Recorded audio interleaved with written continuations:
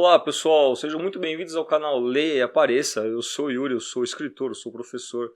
E este canal ele foi pensado para ajudar a fomentar a literatura, esse amor que eu sinto pelos meus livros. Eu gostaria que isso pudesse ser compartilhado com muitas e muitas pessoas em nossa nação. E daí então é que nasce o canal Leia e Apareça. Desde já eu já peço a você para que você acione aí o sininho, você se inscreva, você possa compartilhar com seus amigos, que você possa deixar o seu comentário e vamos lá para o vídeo de hoje. A Hora das Bruxas. É isso aí, pessoal. Anne Rice, A Hora das Bruxas. A Hora das Bruxas é um livro que eu precisava fazer um vídeo especial sobre ele, né? A Anne Rice, pessoal, ela ficou muito famosa por algumas histórias que ficou conhecida como as crônicas vampirescas. Então você tem lá aquelas adaptações para o cinema, como por exemplo a Entrevista com o Vampiro. Esse filme foi sensacional, eu gostei muito do filme, é um filme já bastante antigo, né? Temos lá o Brad Pitt, Tom Cruise, Antônio Bandeiras, tem um grande elenco nesse filme, e eles estavam ainda em seu início de carreira. Isso daí realmente foi um grande sucesso.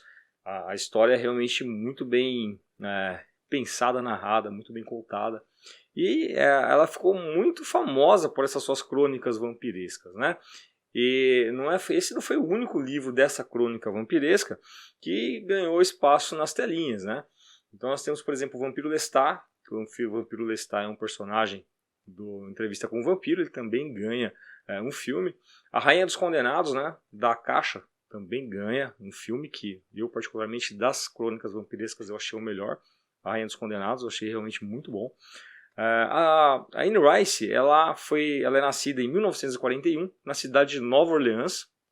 Educada numa família católica, ela se torna agnóstica no início da vida adulta. Então ela tem uma vida onde ela foi educada dentro do berço do catolicismo, e depois no início da vida adulta ela se torna agnóstica.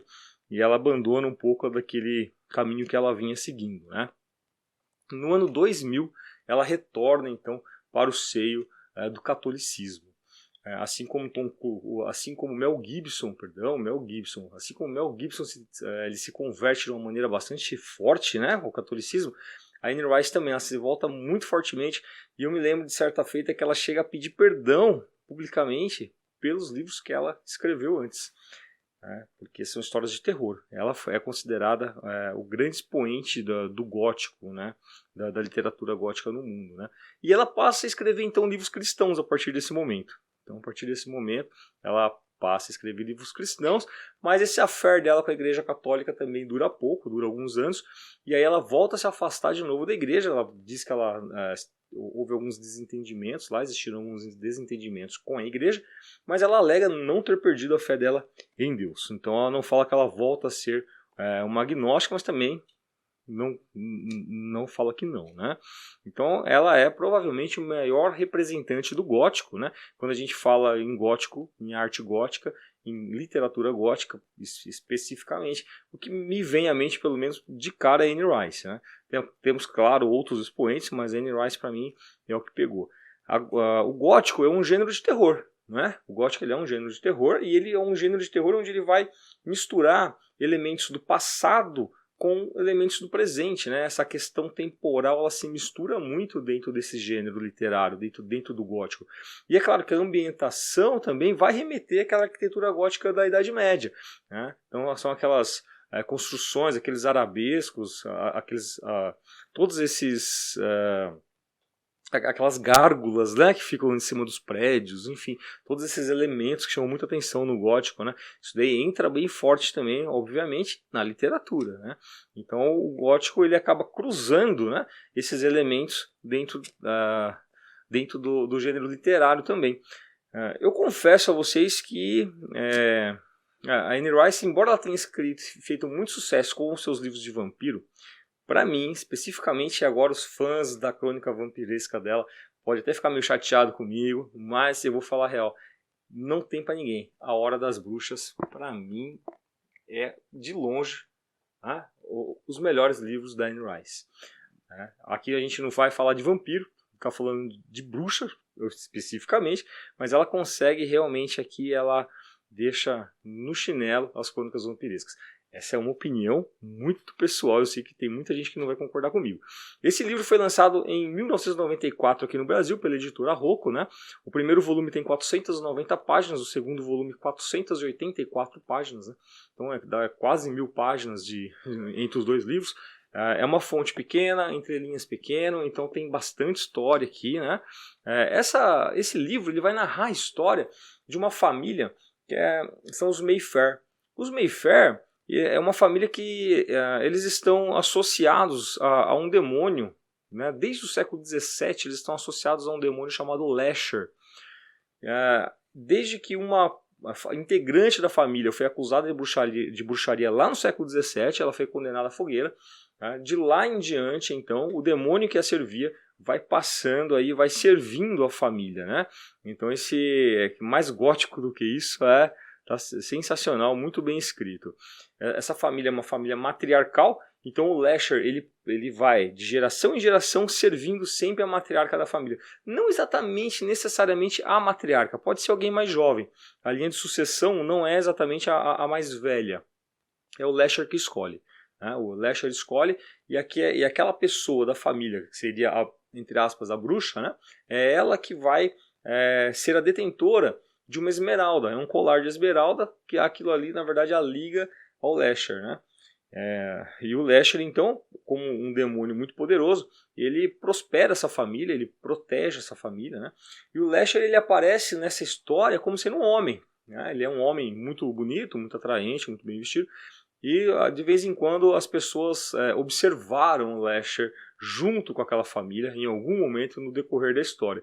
Então, durante a descrição da história, de vez em quando aparece, né, o Lasher, né?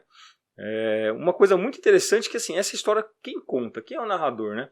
Essa história é contada a partir do ponto de vista de documentos da Talamasca. O que seria essa Talamasca? Na verdade, a Talamasca ela é uma instituição que eu, como leitor, na época, a primeira vez que eu li, e esse livro já tem 15 anos, a primeira vez que eu li o livro, eu associava essa Talamasca como quase que um arquivo X, né? Então é uma instituição que vai investigar coisas paranormais, só que com uma distinção. Eles não podem interferir, a função deles é apenas registrar, eles observam e registram. E a Talamasca, inclusive, estava presente na execução da primeira bruxa, né, que foi a Suzane.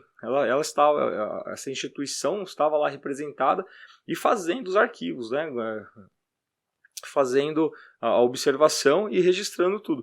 Então, por isso que tem todos os documentos, é um livro muito bem detalhado, tudo isso com base em documentos deles. Quando não tem algum gap muito grande, a falha fica por conta da instituição que não recolheu ou se perdeu documentos, né?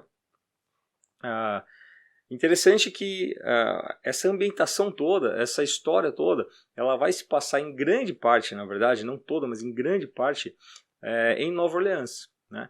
Que, como eu falei, é o berço da Anne Rice. Então, a Anne Rice conhece Nova Orleans muito bem, né? E a Nova Orleans, além de tudo, né, como eu costumo dizer, é o berço do voodoo, né? O berço do voodoo norte-americano, né? Claro que começa no Haiti, né? E aliás, a família Mayfair, quando eles fogem da Europa, eles passam pelo Haiti antes de ir para os Estados Unidos, eles fazem um estágio lá no Haiti, né? E depois eles vão para os Estados Unidos, né? A principal personagem, nesse caso desse livro, vai narrar basicamente a história de uma moça chamada Rowan. Quem é a Rowan? A Rowan, ela é a próxima bruxa, ou a última bruxa agora, na sucessão dos Mayfair. A Rowan, ela foi dada, então ela é uma mulher que ela foi adotada, uma moça que foi adotada, ela nem sabe quem são os pais biológicos, né? Só que o Lasher sabe dela, e o Lasher quer encontrá-la, o Lasher quer ela para a linha de sucessão. E ela é uma neurocirurgiã nesse momento muito bem sucedida, né? Ela não está nem sabendo nada que ela tem essa família e tal. E aí, então, essa história começa a se desenrolar para esse lado, né? Porque o Lasher quer ela como a sucessora. Existem alguns combinados, por exemplo, o Lasher ele vai servir a família, só que o Lasher ele é ciumentão também, ele tem algumas coisas que ele exige, né? Por exemplo, as bruxas podem se casar, mas elas nunca podem deixar o nome do solteiro, que é Mayfair. Então elas não podem pegar o nome do marido, elas têm que continuar Mayfair, né? Essa daí é uma das obrigações, vamos colocar assim, né? Uma outra coisa também que eu acho bastante interessante é essa relação entre a bruxa e o demônio. Feiticeira, bruxaria. Pessoal, quem ainda não assistiu a breve síntese e análise que eu fiz sobre o livro O Grimório das Bruxas, vai lá, vou deixar o link na descrição, dá uma olhadinha lá naquele vídeo, que aquele vídeo vai explicar bonitinho para vocês o que é essa relação da bruxa com um demônio, né? E aí aparece aqui de uma forma bem clara também nesse livro, né? Eu particularmente eu fui muito impactado por esse livro. Por que eu fui impactado por esse livro? Por causa da narrativa dele, né? Eu li ele, como eu falei, há uns 15 anos atrás. Esse livro ele tem uma narrativa lenta. Ele é um livro pesado. Ele é um livro que você não consegue ler ele muito rápido, não. Ele é ultra descritivo. Né? Ele se torna uma leitura bastante lenta. O que vai fazer com que, provavelmente, o leitor iniciante ele acabe abandonando a leitura. Ele não acha muito legal essa leitura. Né? Mas o gótico ele é muito perfeitamente representado nessa obra, né? E justamente por esse excesso de descritividade, então assim, a Anne Rice ela passa muito tempo, né, são várias páginas para descrever uma sala, né?